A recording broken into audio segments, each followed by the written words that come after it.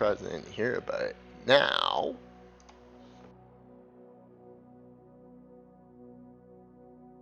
that was where you get to the second one. Now, in my opinion, the second one is the weakest offering, and it's by no means just a weak offering. It just means that it's kind of a dark and drab movie, and there's plenty of great action in the creature itself in this one. I think this is one of the weirdest creatures of them all, although all of them are a little bit terrifying. This one particularly irks me because of how human it is, and the special effects are probably one of the worst in this one. But although the creature itself is really fucking twisted, and it starts with this like lab scene in the beginning that's really gives you the heebie-jeebies. Like I said, this movie series has plenty of terrifying situations in it. You often draws your attention to how fucked it is. Some kind of PETA like fucking message here, and there's other animals, and this thing was kind of created. Same story, lab, dog, main character, main roles, stories, odd stories revolving around the main cast. It's the same kind of thing you'll see throughout all four movies, and the doctor in this movie is completely fucked up. But our main character is essentially this douchebag, convict, prisoner, military dude, and he's a pretty good guy. He actually looks like a low rent Kevin Bacon, and the creature shows up and he immediately starts to take it on. He's got kind of like a predator thing going on with the creature in this. There's a good scene in the beginning where he fucking gets locked. He was handcuffed to the vehicle, and the fucking thing is around killing these soldiers, like taking them to military prison. It's fine stuff. It's perfectly serviceable. And a remaster or whatever of this is not a bad concept at all. He makes away, goes away, and he becomes kind of a fugitive on the run. It's an interesting premise. It's an interesting premise, but like I said, this is a very dark movie. The creature is very fucked up. This is one of the ones that's a little bit more on the terrifying side, more horror oriented. The first one's a little playful. This one's just dark and brooding. But the low rent Kevin Bacon does quite well in this. He's not a bad actor, to say the absolute least. He does his part. He's there as a strong male lead, and he finds a way to actually survive through most of the chaos and confusion of this. Now, the weirdest part is in this whole thing is that the creature is very freaky and it's on the loose, trooping around. Of course, you got the smart dog that's figuring shit out and super intelligent. I really like that aspect of these movies. Really, really, really like that aspect of these movies. I love the doggo. And the fact they group in, there's that. Now, low rent Kevin Bacon doesn't last very long because there's soon a lot of death and destruction around. And there's more of a kind of like Predator-esque thing going on here. Yeah, but no, really creepy scenes, really weird atmosphere. Another hilarious cock block from the monster about midway through or whatever, and it's one of those movies that is just so removed from our kind of type of movies we make today. It's very low budget at part now. It's like a B movie or whatever, and I think that doesn't matter. A movie's a movie, right? But it's cheaply made at some parts, but some other parts are particularly disturbing. Like one time when he gets cock blocked halfway through the movie, the monster jumps in through the window. They call it the Outsider. The Outsider's a freaky fucking thing. It would be a perfect reboot. Could be rebooted. It could be a reboot for sure. With a little bit more budget and stuff, that would be a good remaster. That's always good when they take it and make it a little bit. But this movie has some low rent practical effects, but it all works. It's very work. You can tell it's a guy in a suit. The suit is well constructed usually, so it actually is not too bad. This one in the second movie, the creature is a fucking weird thing. It's so off-putting. It actually makes you not really want to look over and continue seeing what's going on. But the low rent Kevin Bacon always seems to come to the rescue. He's the strong, safe character. You always feel like he's gonna save the day, even though he's not Kevin Bacon. Another great scene when there's a paraplegic freaking Indian dude in a convenience store and the creature is just like around. These types of scenes are low budget but extremely creepy. I mean, you think about that. Think about what you'd do in this situation. How freaky that would be. He just like throws him up against a fucking thing of cans and kills him. There's a weird scene where the thing almost becomes human-esque in this. He's like sharing beers with homeless people and like eating things and stuff. It's very off-putting. This movie has that feeling where after you watch it, you're just kind of like, you feel icky. You feel icky after this movie. The low-rent Kevin Bacon really steals the show halfway through the movie because he comes out and he's got like a shotgun on and a trench coat and he's like building traps for the thing and hunting it in a fucking sewer with an Uzi. They were trying the aliens approach in this. They were trying to go more military. Pulling the aliens card and flipping it around and trying to make it like more of a military performance. But I think that low rent Kevin Bacon does really, really good. Like he nails it. He gives it throughout the speech. Now, I would absolutely recommend all the Watchers movies. 2 is the one that will probably feel the drag most of all, but I would recommend it. It's got great scenes like this when the guy emerges from a fucking sewer drain and tells a bunch of hoodlums to where the fuck is he, and screams and hollers and fucking freaks out. It's a pretty great scene, and this movie is chock full of these kinds of things. So you have to kind of ask yourself, are you feeling like a 80s type early horror movie? Are you feeling like going down that rabbit hole? I think Watchers 2 is a fantastic one, same as the others. It's a little bit darker and heavier paced, but yeah, another creepy movie. Lots of weirdness in this one, although it's one of the darker. Okay, well now we're on to particularly what I believe to be one of the best offerings of the franchise. Now this is the movie I stumbled across that prompted me to instantly watch all of these movies, and it's the Watcher's third movie. And this one is like almost directly inspired by Predator, almost to a point of rip-offs. However, the creatures are really unique, really terrifying, and this movie is chock full of absolutely disturbing scenes.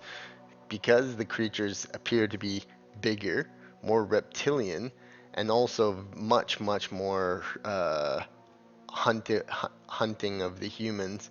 There's a whole squadron and military aspect to this that just cranks it up to net layers.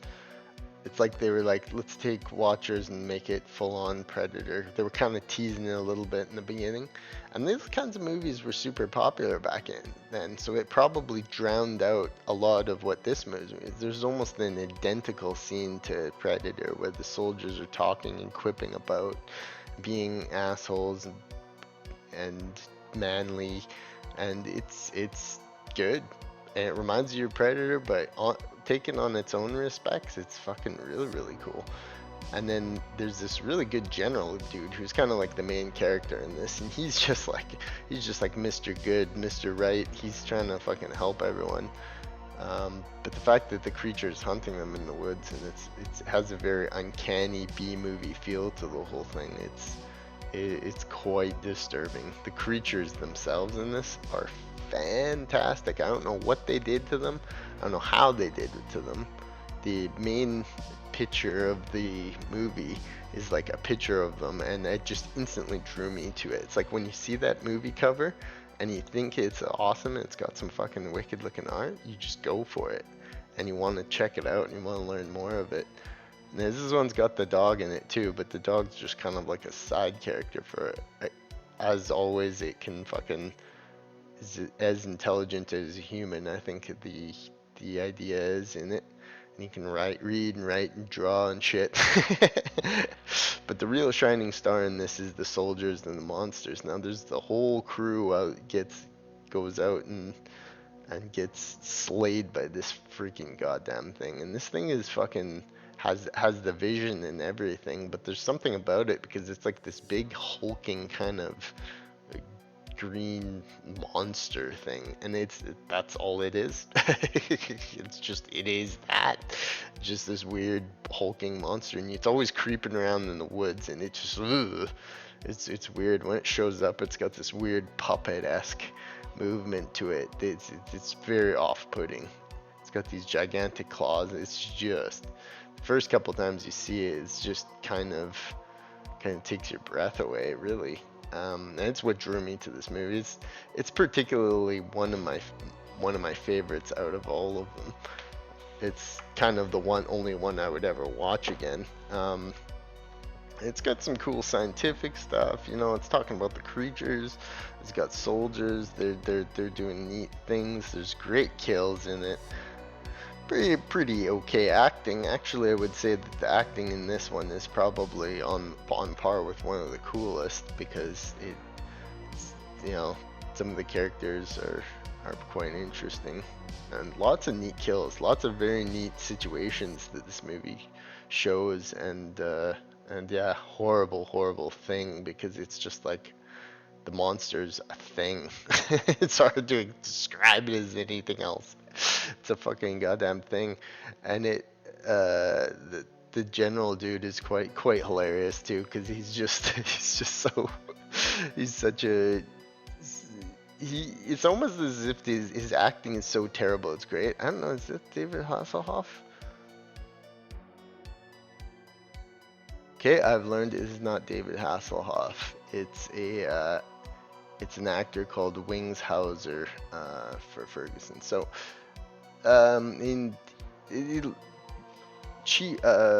low rent David Hasselhoff's not bad. Plenty of great kills in this movie. Buddha Wreck Watchers 3, great movie. You'll be drawn to this series and that.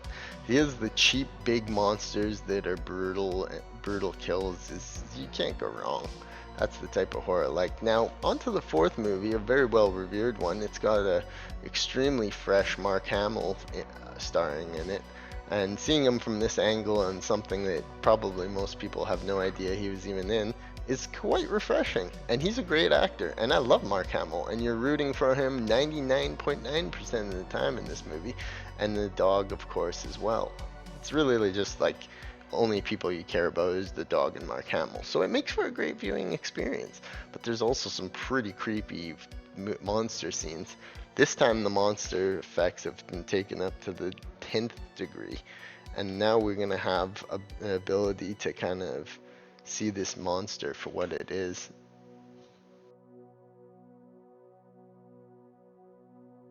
Yes, we're almost into the 90s, where film quality had improved substantially, in my opinion, and the way that everything looks is getting up to the modern era.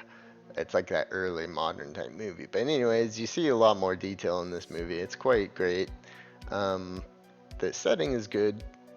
You know, we're like early 90s. You get a lot of Mark Hamill in it. It's fantastic in that respect. But if you watch this at the end like I did, you've kind of been just out-watchered out. I love the third movie. It's very unique and very off-putting. This movie's got plenty of off-putting movies in it, or points in it too. But overall, it's just a movie. It's a movie you can watch. It's a good movie. It's got Mark Hamill in it. He's fantastic. And there's some. The thing about these series of movies is there's just some quirky, weird situations that are very unique, and it's worth watching any movie that has that, especially when in the advent of modern fuckery online, when you can watch these movies within a few clicks for free, and it's nothing you're gonna leave away too disappointed with, because you didn't pay anything in the first thing. I mean, just to see a dog writing words with gravy, a tub of gravy or hot sauce is fantastic. I mean, that's worth the price of admission. And you'll get to see at least 3 awesome cock blocks by a giant creepy monster in this series of movies. So that's a bonus too. Seriously, what's with these things and getting this? It's quite hilarious. And there's quite dislikable characters in that. Take for this fucker in this scene. You were rooting for these two to go away, that's for sure. Watcher series, it's just fucking cheap entertainment. It's just easy. You just fucking pop it on and you get to see weird monster shit. And I used to love movies like this because it doesn't really have to be anything more. As long as there's monsters, as long as there's a scientific premise, as long as there's some kind of death and destruction and horrible goriness go along the way, you really can't go wrong with monster movies. And monster movies are something that are just so fantastic because you want to know the scientific elements of them. You want to know what the creature's like. You want to see people get in situations where they get crushed or killed by these creatures and what they are capable of doing to human populace. So would I recommend the Watchers series? Oh fucking yes, definitely check that out. And it's, like I said, super fucking easy. I'm pretty sure the 4th movie in its entirety is on YouTube anyway. So yeah, don't have to pay shit for that or have nasty people smelling like popcorn to get that experience.